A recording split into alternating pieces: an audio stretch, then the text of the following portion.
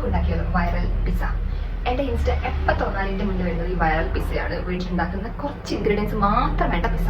അപ്പോൾ പിന്നെ നമുക്ക് ട്രൈ ചെയ്യാമല്ലേ? വാ.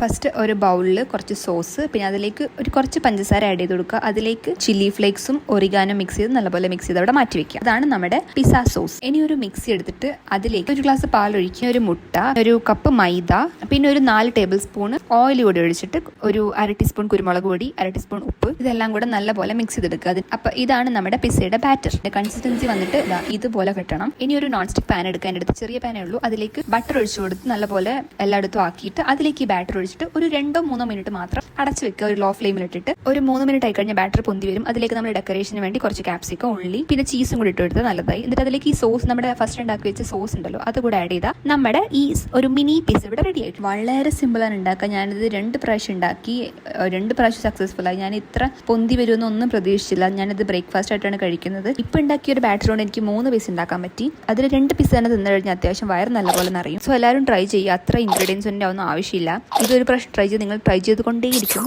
Trust me guys. സോ എല്ലാവരും ട്രൈ ചെയ്യല്ലോ. ബൈ.